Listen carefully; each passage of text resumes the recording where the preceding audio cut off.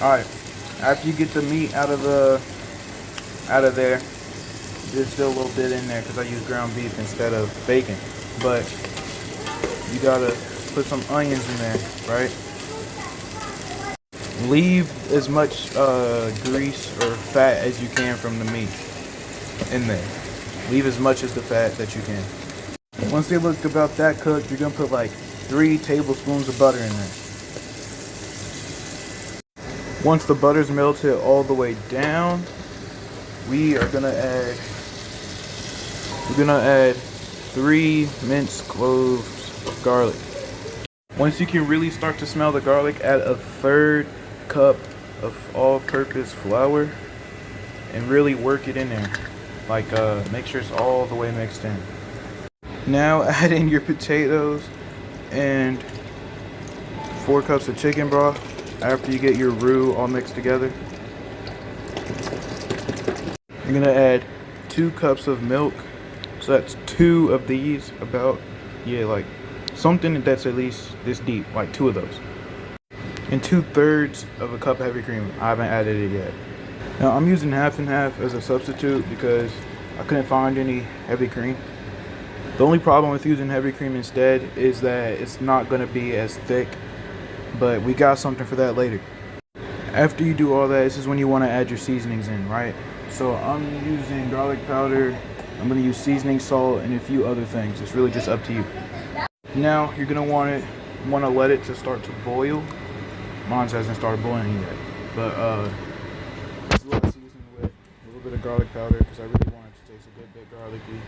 Seasoned salt, not too much though, because it's gonna be real salty. The recipe says like a 1/3 cup of salt. Heck no, bucko. And a good bit of black pepper, and then a little bit of this seasoning right here. That's why I didn't use too much seasoning salt, because this is a kind of seasoning salt, but it's a different type of seasoning. You feel me? Make sure you stir it every now and then. Oh my goodness, the steam. Go away, steam. Make sure you stir it every now and then so nothing sticks to the bottom and no skim starts to pop up on the top. Or you could just skim it. Well, it don't matter. Still, stir it every now and then. No, my fork! Man, I was trying to say, was this fork tender? Mash it up a little bit and make it thicker.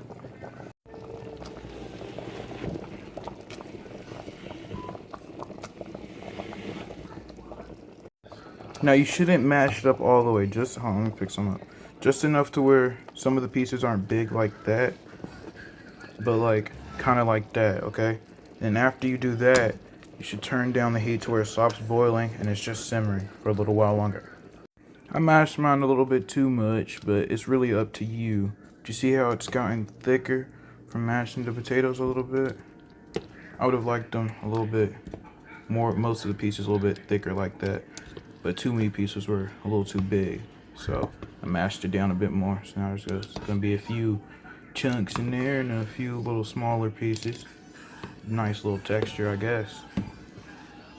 Okay, so the recipe I'm following says add a good bit of sour cream. I don't have any sour cream right now, so I'm just gonna add about a handful of cheese. It's gonna do the same thing. I'm also gonna add my ground beef from before into there, but now it's the time to add your bacon. I don't have bacon, that's why I'm using the ground beef, because it's basically the same thing, just not bacon. If you're using bacon, add about half of your like 6 to 12 pieces of bacon into there, and use the rest to garnish it if you want to, or you could just add it all in. I'm not really one to judge, or I'm not telling you how to cook your food. You add what you want to add. But I'm just gonna mix that in so it can all warm up. I'm gonna let it simmer here. Let all the flavors from the cheese and the ground beef incorporate into my soup. Oh yeah, big old spoon. Ooh, don't spill. Ooh. Okay, so that looks a little chunky right there.